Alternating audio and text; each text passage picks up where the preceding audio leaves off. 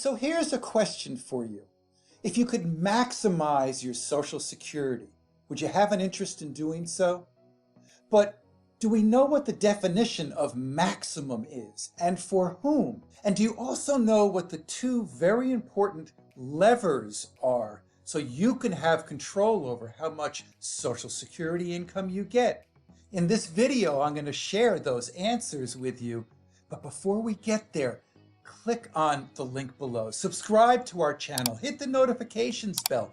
I have over 30 years of experience in this business. We specialize in Social Security and the transition into retirement, and I want you to get the benefit of the insight and years that I have so you don't make the same mistakes many others have. So I've shared this study on a number of occasions here on this channel, and for this particular video, I think it's really important to understand this. So let's go to my screen. United Income, a couple of years ago, did a study that indicated that Americans lose trillions claiming Social Security at the wrong time. The study concluded that 96% of retirees choose the wrong year to tap Social Security, and that most people are better off waiting until 70 to claim, though 43% of adults actually are better off claiming before 70. The big takeaway from the study? By claiming at the right time, more than half of retirees would see income in their 70s and 80s rise by more than 25%. So let's start here with a couple of big picture questions, okay? First of all, what is the definition of maximum Social Security benefit? And secondly, where do you get the advice from? So let's start with the question about maximum. Who are we referring to? You? You now or later? If you're married, are we talking about the maximum for the household income?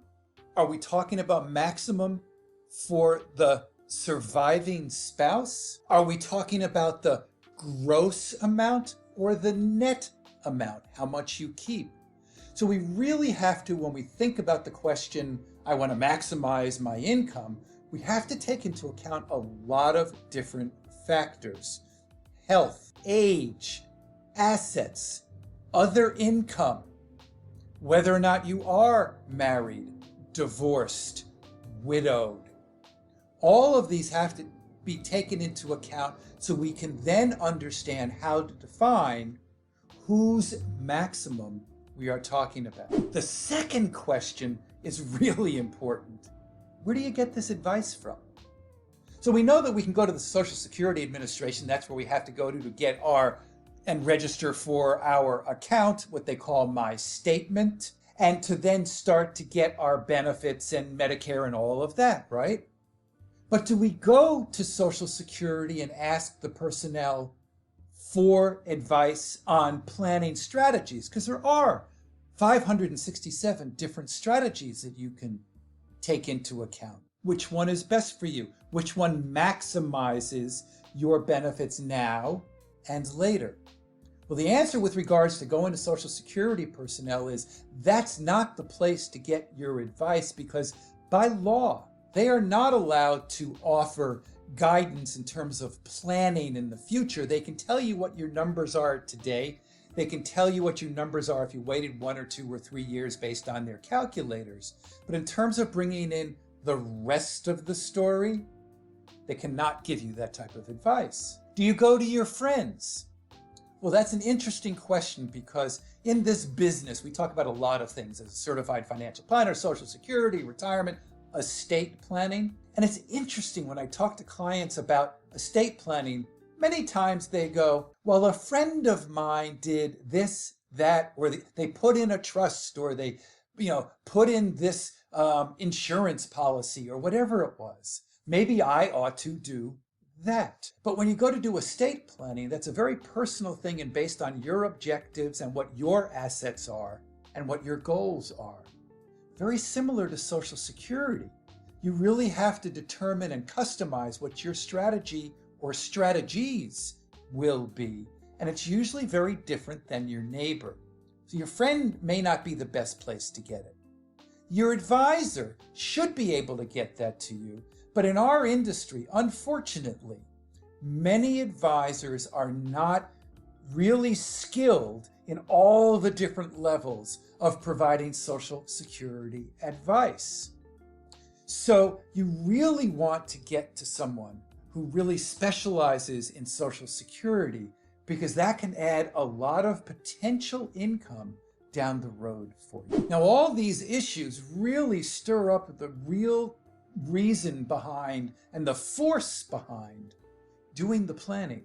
And this is why we have 7 different calculators to help our clients understand how to maximize their income. And if you want, as a result of our new book, Don't Outlive Your Money in Retirement, you can go to my banner and you can hit on free chapter. The second chapter of the book is devoted to Social Security.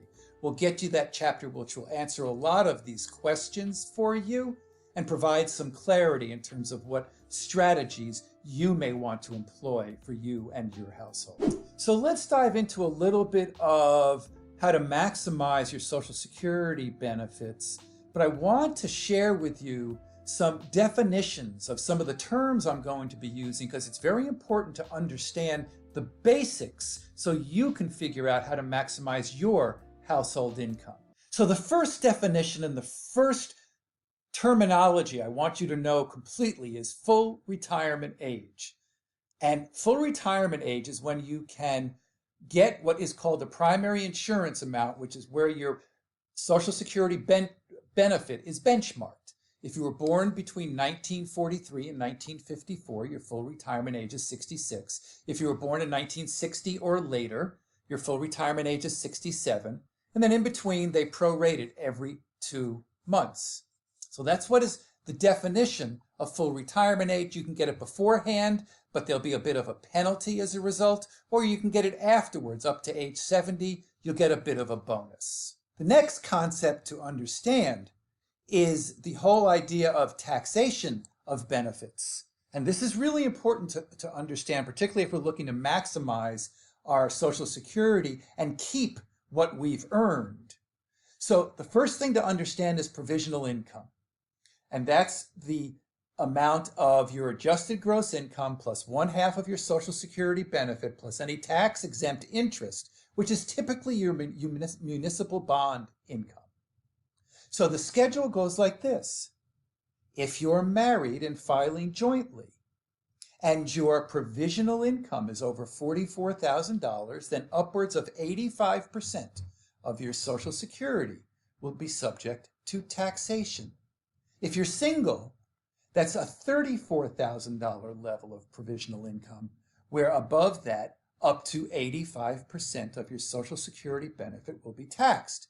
So this is important if we want to keep more of what we earn. And then finally, I wanted to share with you at a very simple level, because we're going to be talking just for a moment about coordination of spousal benefits, what some of the rules for spousal benefits are. So the primary worker must have filed benefits already.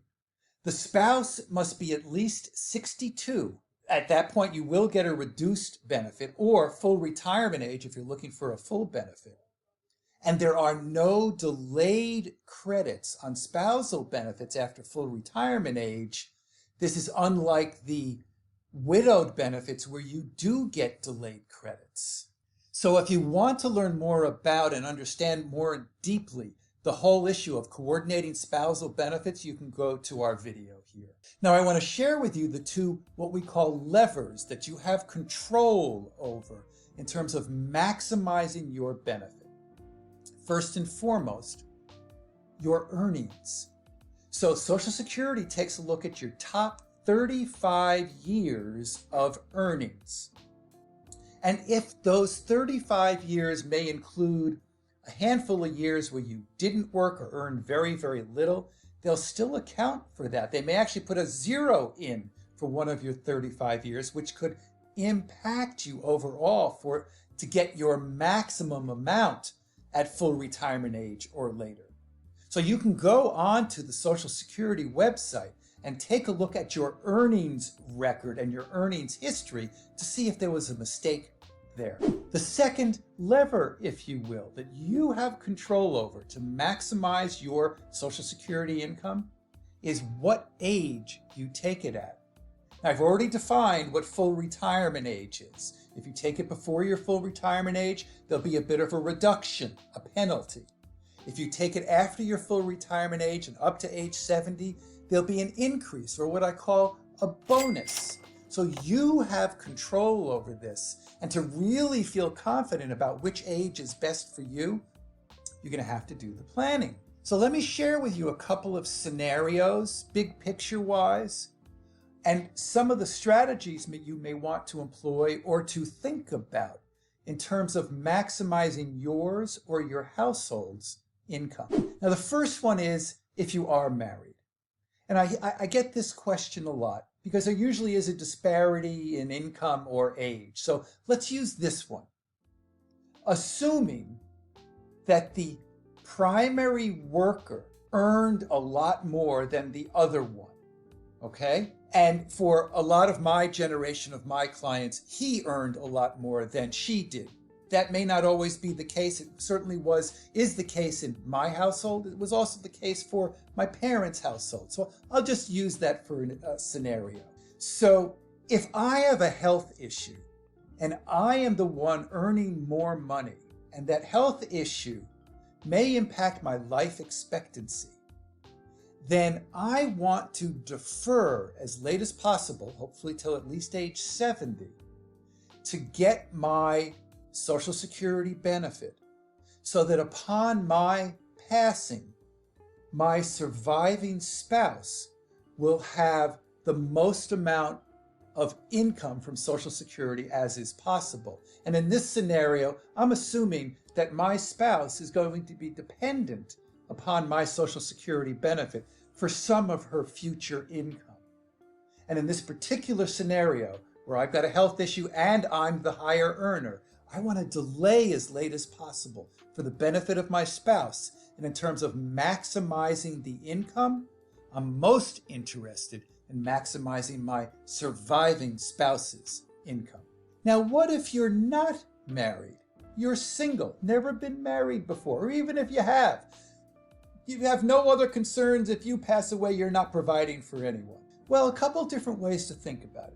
If you're in a scenario where you truly, truly need the money at this point in time, you take it early. You take the haircut. It may be upwards of as much as a 30% haircut on your primary insurance amount. So if your full retirement age benefit was in the vicinity of, let's call it $3,000, and you only get 70% of that, then you may end up getting $2,100 or thereabouts at age 62.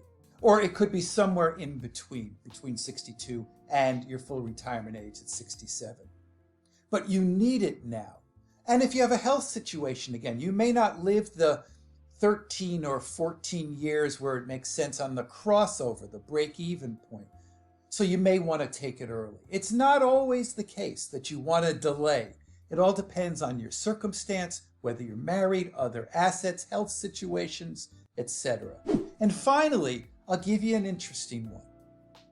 Let us say, for example, you were married, then you got divorced, and let's say you were eligible for a divorced benefit. And then you hadn't gotten married again, and then your ex passed away. Now you're eligible for a widowed benefit. And then you get married again, and you have the opportunity, potentially, to get a spousal benefit off of your new husband's work record. Oh my goodness. You're eligible for like 4 or 5 different work records, 4 or 5 different strategies. Well, here's the deal. You could take all of them if you wished, if you did the planning right. But the key is you can only take one at a time, but you can, as life progresses, change your strategy and claim different reasons for taking Social Security. Again, this comes back to some of the advanced planning measures that we do employ with some of our clients. So if you want to learn more about Social Security, go to our playlist.